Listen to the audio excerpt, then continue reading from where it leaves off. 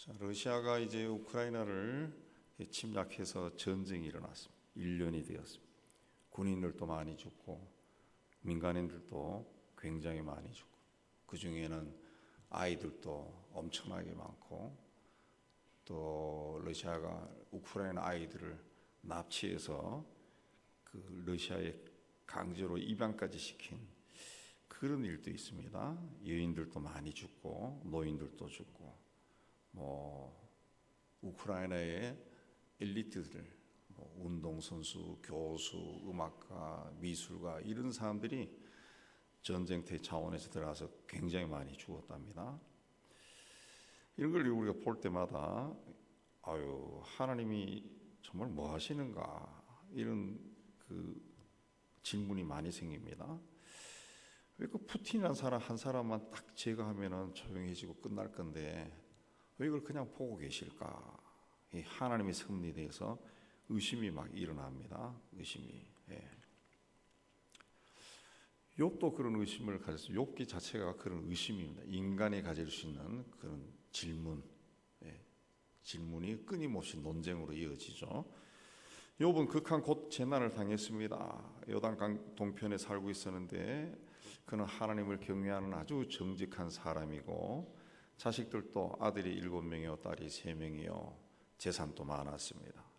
양이 7,000마리, 낙타가 3,000마리, 종들도 많고. 근데 어느 날 한 종이 뛰어와서 말했습니다. 주인님, 우리가 서로 밭을 갈고 있고 나귀는 풀을 듣고 있었는데 아라비아 사람들이 갑자기 나타나 그걸 다 빼앗아갖고 우리를 다 죽였는데 나 혼자 도망쳐 왔습니다. 그 종이 말이 끝나기도 전에 또 다른 종이 뛰어와서 주인님, 우리가 들에서 양을 치고 있었는데 하늘에서 불이 내려와 양과 우리 종들 다 죽고 나만 도망쳐 왔습니다. 그 말하고 있을 때 또 다른 종이 뛰어와서 주인님, 우리가 낙타를 돌보고 있는데 갈대아 사람들이 새무리로 공격해 들어와서 우리 다 죽이고 낙타를 빼앗아 갔습니다. 그 말이 또 끝나기도 전에 또 다른 종이 뛰어와서 주인님의 큰아들 집에서 잔치를 하고 있었는데 갑자기 들에서 강풍이 불어오더니 그 바람에 짐 내 모퉁이가 무너져 내려가지고 주인님 아들 딸들 다 죽고 나 혼자 살았습니다. 그런 말을 욥이 듣고 할 수 있는 일이 아무것도 없었습니다. 모든 재산과 종들과 아들과 딸 하루아침에 다 없어졌습니다. 그 고통은 말할 수가 없습니다. 근데 그게 끝이 아니었습니다. 어느 날 보니까 자기 몸에서 머리에서 발끝까지 심한 종기가 나고 가려워서 견딜 수 없어서 잿더미에서 뒹굴었습니다. 질구로 조각으로 온몸을 긁었습니다. 너무 긁어서 피가 날 정도였습니다. 그 피가 난 곳에 바람이 부니까 딱 거북이 등 같은 딱지가 붙었습니다. 그 굳은 딱지가 갈라지고 거기서 고름이 나오고 벌레가 생기고 그 고통은 말로 다 할 수 없었어요. 그런 그 재난을 당하면서 하나님의 섭리에 대해 의심을 했다 그랬습니다. 그를 위로하기 위해 친구들이 왔지만은 친구들과 변론하면서 하나님에게도 불의한 면이 있다, 그걸 주장했습니다. 의외 의롭고 불쌍한 사람들이 죽음이나 질병이나 가난이 그치지 않고 악한 사람들은 남을 지배하고 떵떵거리고 잘 먹고 잘 사냐, 이게 하나님이 불의한 게 아니냐. 하나님에게도 그런 잘못한 부분이 있다. 나를 봐라, 나는 아무 죄를 짓지 않았는데 왜 이런 일이 나에게 일어나냐. 나는 하나님께 죄를 지은 적도 없고 남에게 잘못한 일도 없다. 하나님이 분명히 잘못했다. 그런 주장을 펴면서 세 친구와 끊임없이 논쟁을 벌입니다. 그런 욥에게 하나님이 2번에 걸쳐서 나타나서 말씀을 했습니다. 하나님 말씀한 것은 다른 게 아니라 창조 이야기입니다. 내가 하늘과 땅과 바다와 산을 만들고 그 안에 있는 모든 것을 만들고 그 모든 생물이 살아갈 수 있는 어떤 특성을 주었느니라. 네가 하늘과 땅 끝에 가봤냐?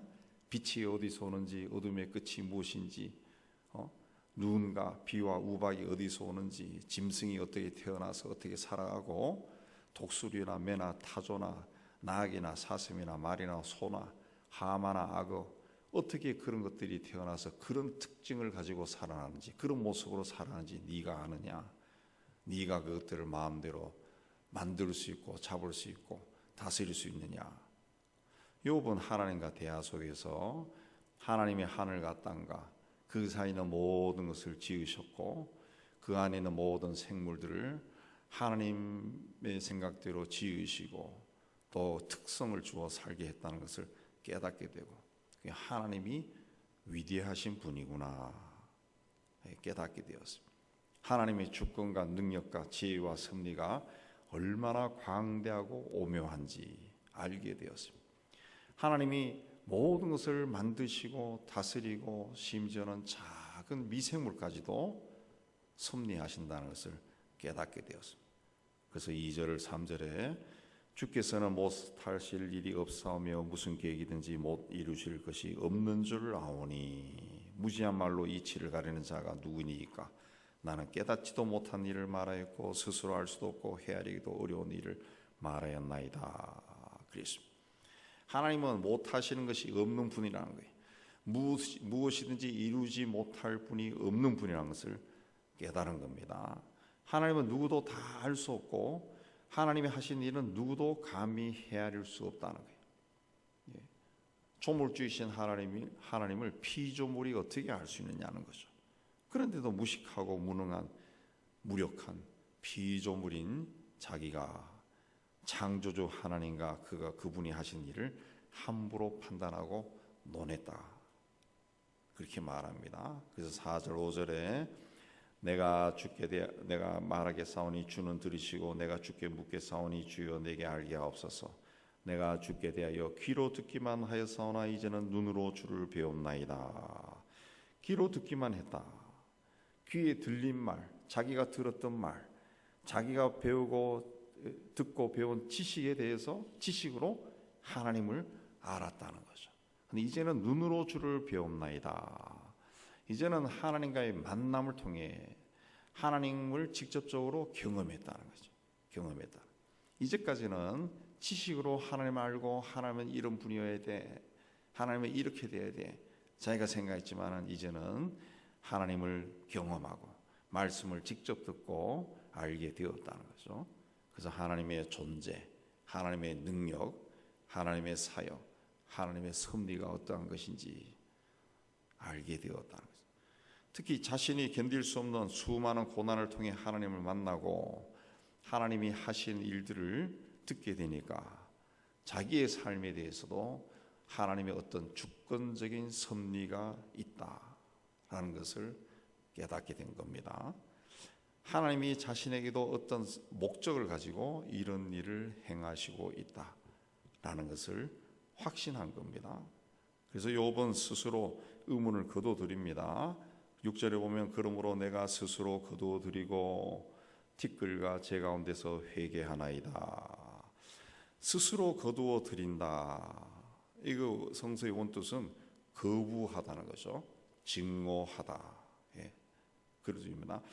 자신의 지금까지의 말과 행동을 증오하고 거부한다는 겁니다. 나는 자기의 삶 속에 일어난 이러이러한 일들에 대해서 친구들과 논쟁하면서 나는 죄를 지은 적이 없다. 나는 불의하지 않다. 이걸 증명하기 위해서 하나님이 잘못되었다. 하나님이 불의하다.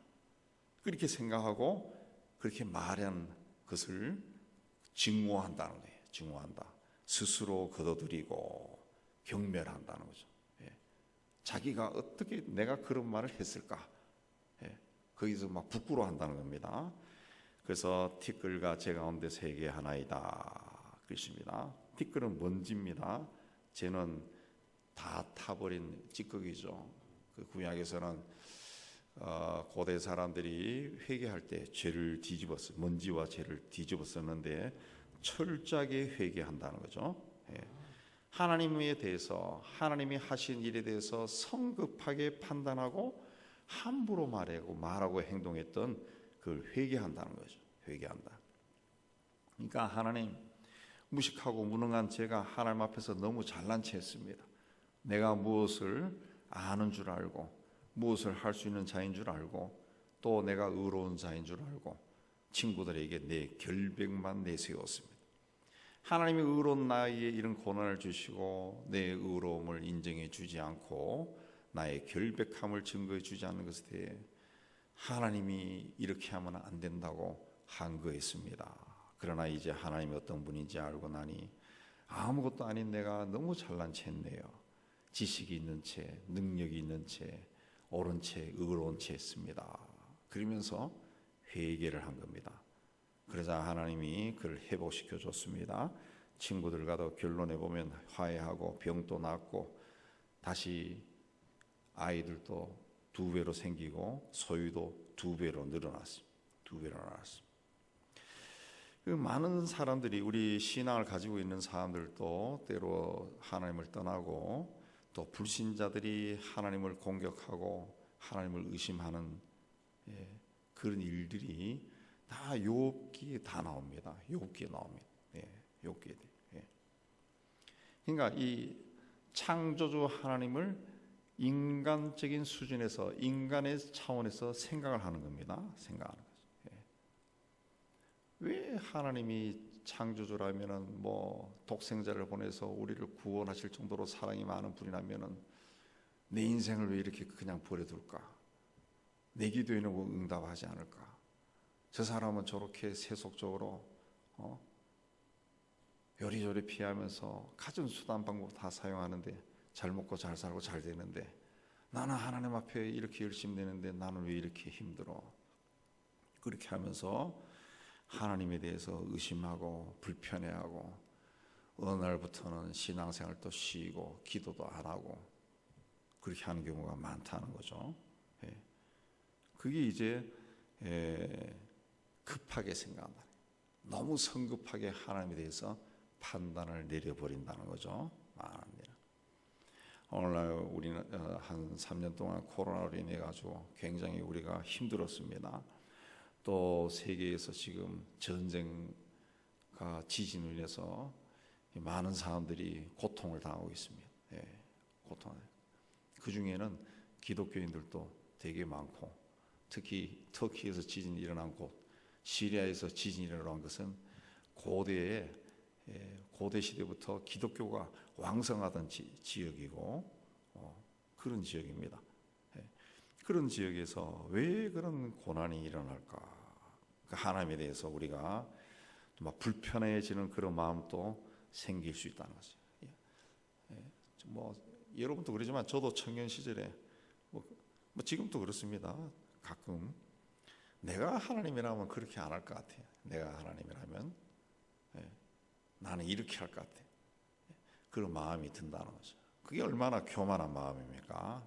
피조물이 아무것도 아닌 자가 80억 중에 한 명이 지나지 않은 자가 감히 80억을 지으시고 그에게 생명을 불어넣으신 하나님에 대해서 그런 악다구니를 막 쓰는 거죠. 우리는 이 사순절 기간을 지나면서 이제 느림의 영성, 느리게 생각하고 느리게 행동하고 말하는 거 이거 한번 좀 생각해야 될 줄로 봅니다. 로마서 8장 28절에 우리가 알거니와 하나님을 사랑하는 자 곧 그의 뜻대로 부르심을 입은 자들에게는 모든 것이 합력하여 선을 이루느니라 그랬습니다. 이 사순절 기간 지나면서 하나님에 대해서 성급한 결단을 내리고 성급하게 말하지 말고 생각의 속도를 줄이고 하나님의 방향을 맞춰 나가는 여러분 되시기 바랍니다.